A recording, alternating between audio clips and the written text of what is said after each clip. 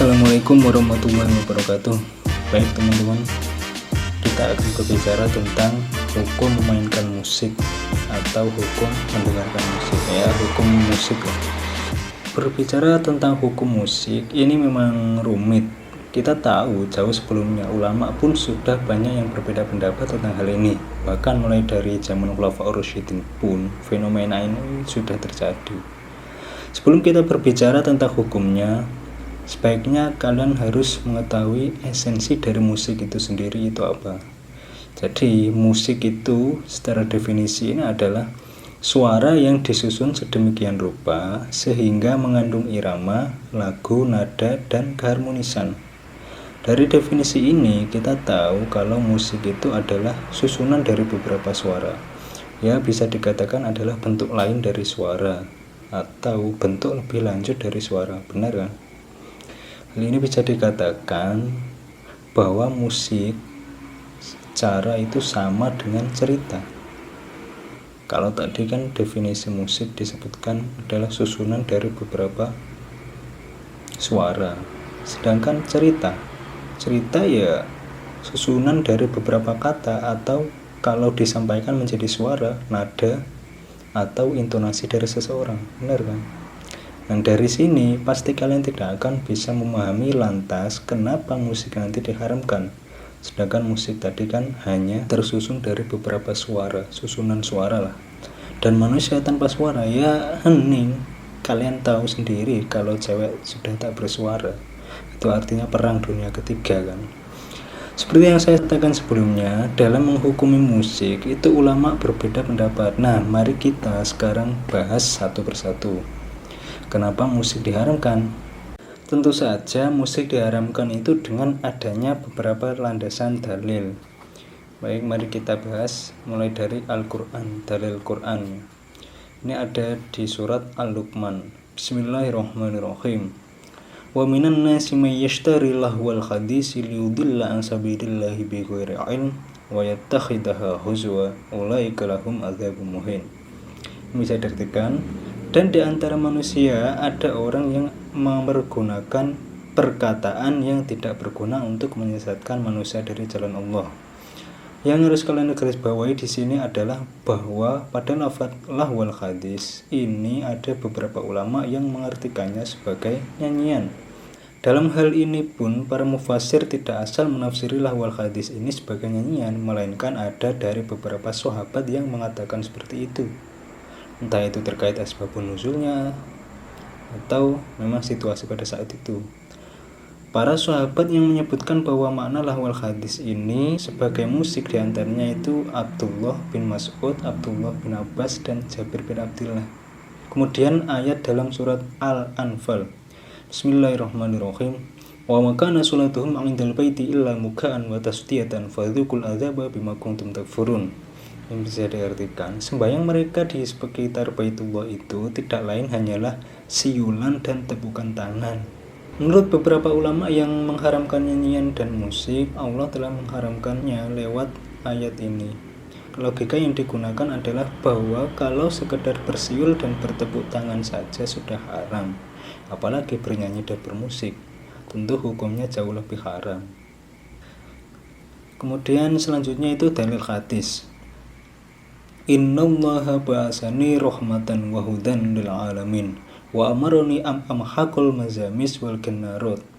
Yang diartikan, sesungguhnya Allah mengutusku untuk menjadi rahmat dan petunjuk bagi seluruh kehidupan alam semesta, dan juga memerintahkanku untuk menghancurkan seruling dan alat musik.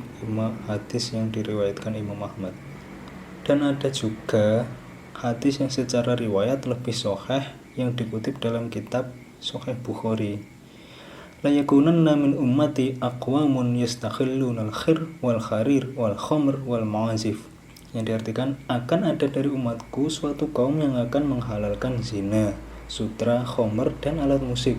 Hadis yang diriwayatkan Imam Bukhari. Hadis ini boleh jadi termasuk hadis yang paling selamat dari kelemahan isnad, karena hadis ini terdapat langsung di dalam kitab Sahihnya Imam Bukhari. Sehingga kalau ada yang masih meragukan kekuatan isnadnya, tentu yang meragukan itulah yang bermasalah. Mengingat para ulama pada zamannya itu menyebutkan bahwa seluruh umat Islam telah mencapai ijma bahwa kitab tersahih kedua setelah Al-Qur'anul Karim adalah kitab Sahih Bukhari Muslim. Nah, dari dalil-dalil ini secara teks memang sangatlah kuat untuk mendukung pengharaman musik tadi. Tetapi secara kontekstual ini masih bisa menimbulkan makna atau penafsiran dan kesimpulan yang berbeda. Karena hadis itu dipelajari bukan dari makna letterlek yang terkandung saja. Ada beberapa makna seperti makna tersirat yang kaitannya dengan sebab turunnya ayat atau hadis tersebut. Kemudian mari kita bahas dalil yang memperbolehkan musik itu. Kalau kita lihat dari dalil Al-Quran tadi, bahkan tidak ada satupun ayat yang secara spesifik menyinggung musik atau nyanyian. Kalaupun dipaksakan untuk ditafsiri sebagai musik, maka sifatnya semata-mata hanya penafsiran yang subjektif. Jadi tidak bisa mewakili seluruh pendapat mufassir. Seperti halnya surat Luqman dan Al-Anfal yang kita bahas tadi. Oke lah, kalau ayat-ayat tadi ditafsirkan sebagai musik, itu pun juga tidak bisa menggambarkan pengharaman musik, melainkan sebab dan akibat yang ditimbulkanlah yang mengharamkan musik itu sendiri.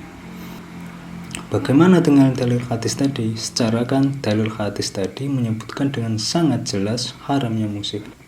Kalau kita melihat hadis pengharaman musik, maka kita juga harus melihat dalil yang memperbolehkan musik. Oke lah.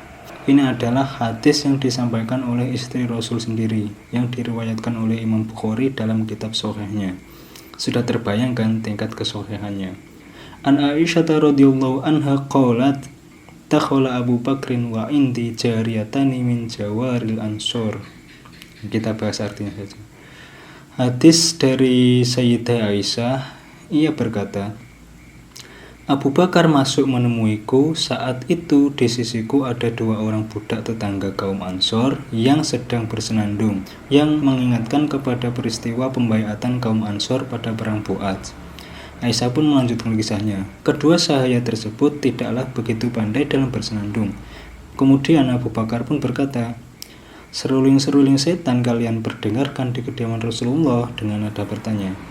Peristiwa itu terjadi pada hari raya Id.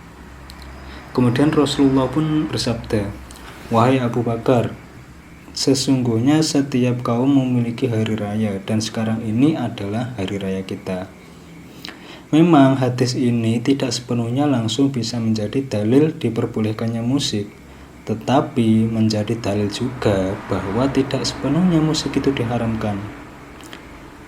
Bahkan kalau kita mau berpikir secara logis, keberadaan musik itu tidak bisa kita pisahkan dengan kehidupan kita sekarang. Jadi kalau musik itu diharamkan, itu menjadi hal yang aneh, tidak masuk akal dan tidak mungkin. Maka yang diharamkan sebenarnya adalah sebab akibat yang ditimbulkan. Ya jangan munafik lah, musik tidak bisa dipisahkan lagi dari hidup kita. Musik itu bukan tentang apa yang kita bisa pilih. Musik itu apa yang kita dengar.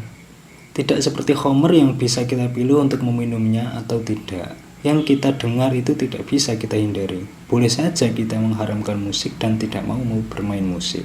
Tapi untuk mendengarkan musik, tidak bisa dong kita menghindar dari kesengajaan mendengarkan musik. Apa mau kita menghindar dari hiruk pikuk dunia? Hidup menyendiri, introvert, primitif.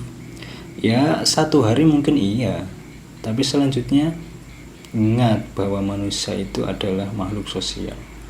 Tidak bisa dipungkiri memang perbedaan pendapat ini dari dulu selalu menjadi topik yang menarik. Kita memang boleh berbeda pendapat, tapi bukan berarti pendapat kita yang paling benar. Rasul sendiri pun sudah mengatakan bahwa perbedaan adalah rahmat. Yang terpenting bahwa perbedaan itu hanya ada pada prinsip kita, bukan sebagai alasan untuk menjudge yang lain salah. Bagaimana menjaga perbedaan itu sebagai rahmat, itu saja sih. Cobalah untuk membaca pendapat Imam Ghazali tentang ini di kitabnya Ihya Ulumuddin, Babus Sima. Kalian akan diajarkan untuk berpikir logis bagaimana musik itu ada dan bagaimana musik itu dihukumi. Sekian, Assalamualaikum warahmatullahi wabarakatuh.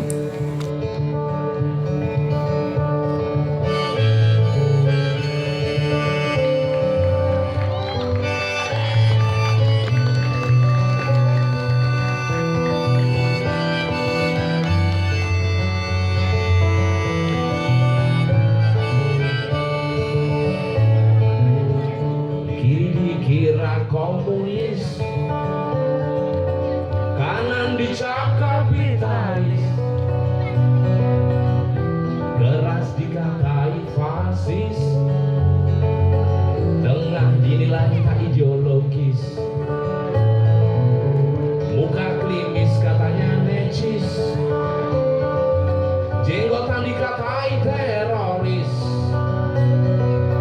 bersurban dibilang garap-garapan, bercelana levis dibully ke barat-baratan, diam dianggap pasif, lantang katanya subversif, bertani dianggap kuno, jadi pegawai di stempel mental londo, memilih jadi kere salah, ingin kaya sangatlah susah, belum berhasil dihina, sukses jadi omongan tetangga.